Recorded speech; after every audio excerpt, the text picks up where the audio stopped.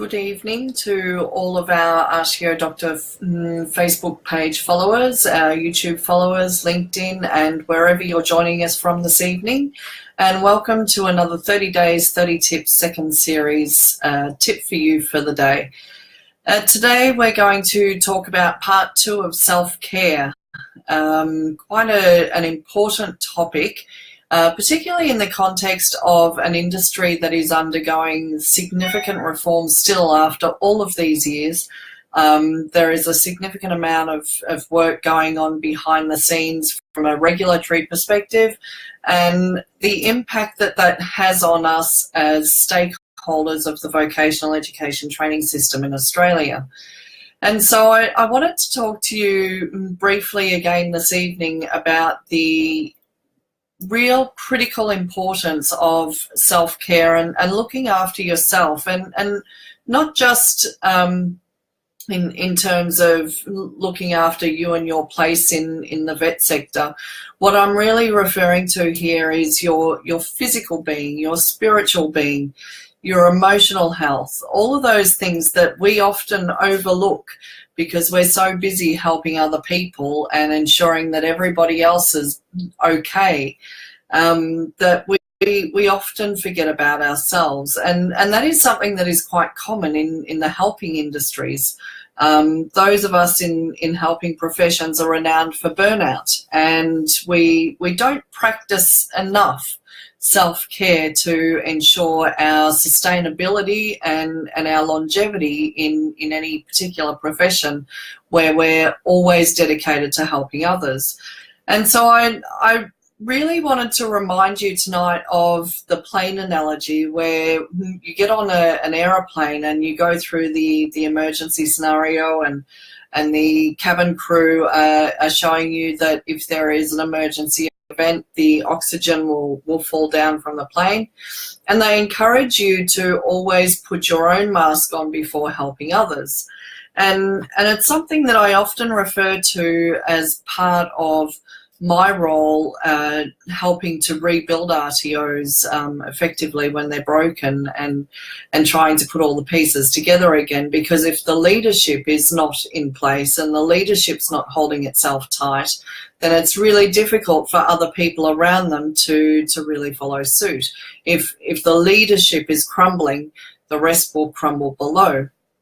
And so I really wanted to talk to you a little bit tonight about this, because what I personally have seen in the vocational education training space, and not just in vet but international education generally speaking, I have seen it also happen in the higher education sector, is that we see a lot of vet stakeholders who, because they have delayed some important part of their own well-being, something in their life has gone astray.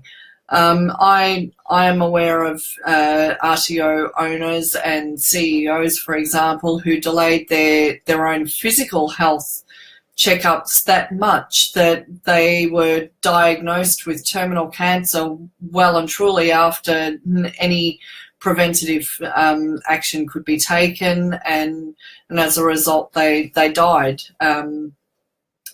doing what they love. But one has to question what for at the end of the day, because they certainly can't take their RTO with them. I've seen RTO owners and other vet stakeholders who have had nervous breakdowns because they've been so committed to their role and what they do in industry that they have just reached burnout, because they haven't looked after the emotional, spiritual, physical health. They've been so focused on trying to save an industry in turmoil that they forgot to look after themselves.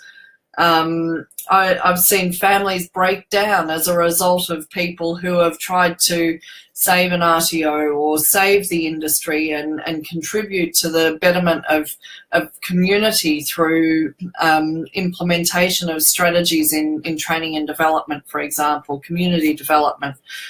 Sometimes it's so easy for us in the helping professions to put aside everything else and think, you know what, that'll still be there in a month's time, 2 months' time. Just let me focus on getting this job done, because it will help so many people. My family will understand, and my wife or my husband will understand if I just work until 1, 2 o'clock in the morning for the next 3, 4 weeks, because we really do need the money to get that new car, or we really do need the money to pay the mortgage, or we really do need the money to do this, or we really do want to go on that holiday. But for whatever reason, we make excuses for material things, or because we want to help other people as well, and we'll often go out of our way that much that it almost becomes a habit or an escape.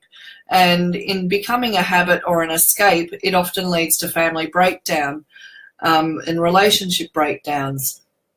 Sometimes in trying to save your business or your whether it be an RTO or whether it be a consulting business, whether you're a trainer and assessor contractor, but sometimes you can be so focused on trying to save that business that you leave yourself in financial ruin. You jeopardize everything. You put everything on the line. You put your mortgage, your car, your family, all of your assets into this one RTO or this one business, whatever that business might be.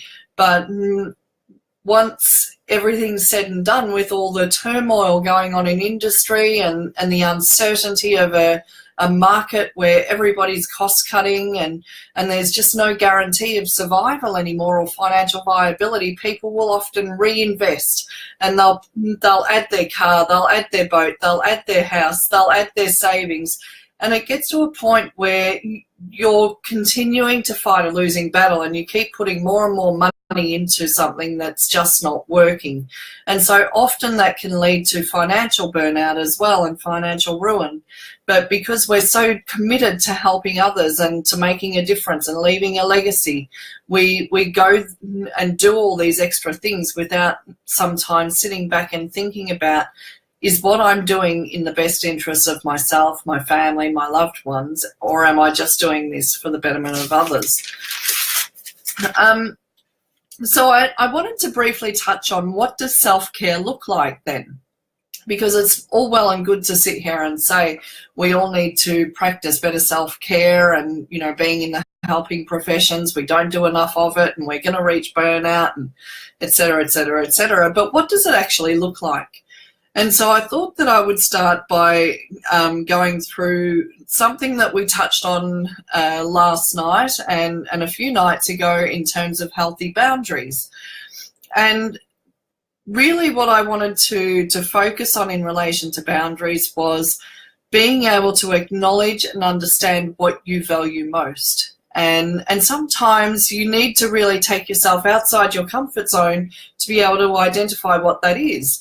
Because sometimes we think what we really value is this beautiful house that we live in, or this beautiful car that we drive, or this beautiful country that we live in, or the fact that we've got beautiful clothes or nice jewelry, or, you know, all of these things we feel very grateful that we have them.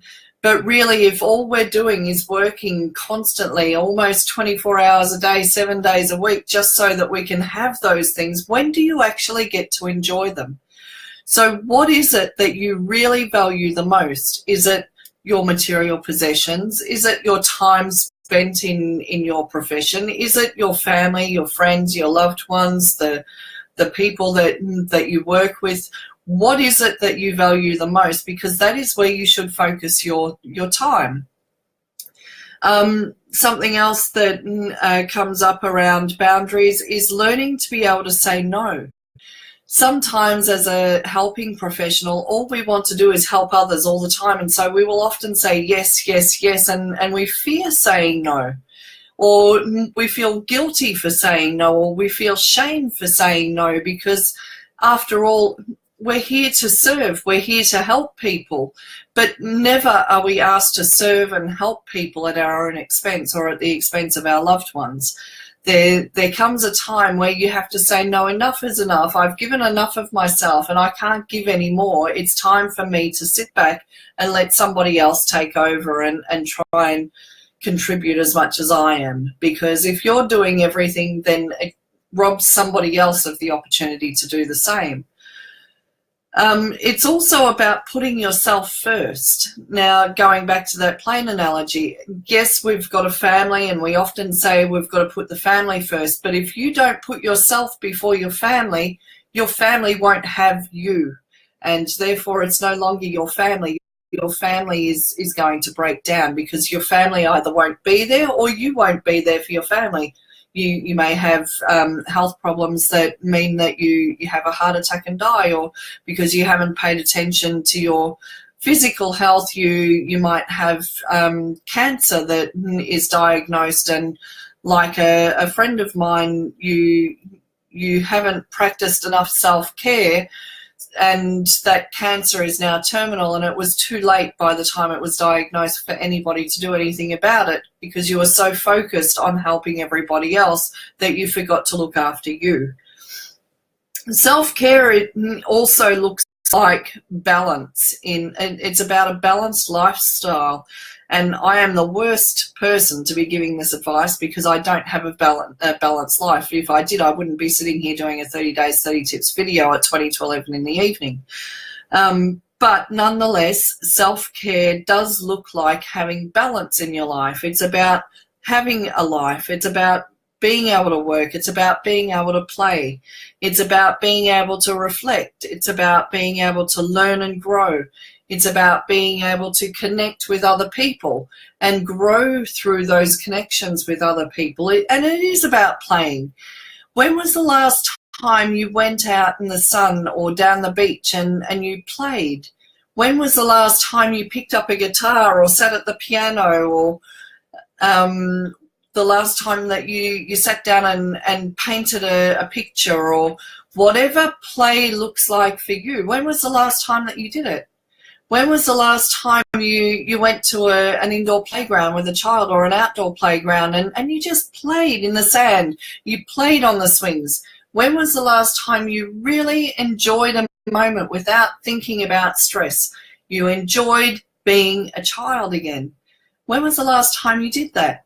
For me, it was on the weekend, and I'm making a conscious effort as part of my own self-care to make sure that every day I try and incorporate a little bit more balance than I had the day before. Every day I try to incorporate a little bit of growth, a little bit of learning, a little bit of connection, a little bit of play, because all of those things together make me a better person. They make me a better leader, and they make me more sustainable. And that means that RTO Doctor can be around for a lot longer to help and serve more people in the community to manage their RTOs and their CRICOS institutions better. It also means having regular medical checkups and maintaining your physical health. For me personally, for those who do know me reasonably well, you will know that for a long time I put off having surgery because I was concerned that I wouldn't be available to support people in the roles that they needed me to fulfill for them. So there are RTOs being cancelled, there are RTOs being suspended, there are people whose applications are being rejected all the time, and if I'm not there to help them, who's going to help them? But I realised that if I don't do this and look after myself now, then I'm never going to be around to be able to help them later, because it will get to a point where I won't be able to sit down anymore because my back is so bad. So once again, it's really critical that we don't delay our regular medical checkups, and that if we do need medical treatment, that we do take care of that, because without maintaining our physical health, we're of no benefit to anybody. Some people meditate to be able to get balance. Some people swim. And some people go to the gym. And some people just veg on the couch, and that's perfectly fine too. Some people play music, and some people do jigsaw puzzles, and some people colour in, you know, those colouring in books for adults and things that you get these days. Some people do that, and that's perfectly fine too. Some people will go to the park with their child. Some people will go to the dog park. Some people will go surfing. Whatever it is for you, you need to find that piece of time for you to be with yourself and to grow and to learn and to invest in yourself, because if you don't invest in yourself, you can't expect other people to invest in you either. So one of the most important things on this note then that I would like to really follow on with and finish up with rather is that no matter what you do, you need to put you and your family first, because life will go on without you. As my friend who died of cancer realised, or rather her friends and family realised, when she passed away because she committed her life to helping others, her RTO was still there. We still had to manage her RTO. We still had to close it down. We still had to notify all the clients. We still had to close it down and get rid of all the resources and do all the final accounting and compliance requirements and all of that stuff. Those things will still be there even when you're gone. So maybe it's time that you started focusing on yourself and your family first rather than putting them last, because they're the things that you value the most. Life will go on without you, and it's really important to remember that when you're considering your own self-care and how you can preserve you as a person, because you are valuable and we can't do vocational education training without you. Thank you for following, and I hope tonight's tip has been helpful for you. We look forward to you joining us tomorrow evening for another 30 days, 30 tips. Good night. Bye for now.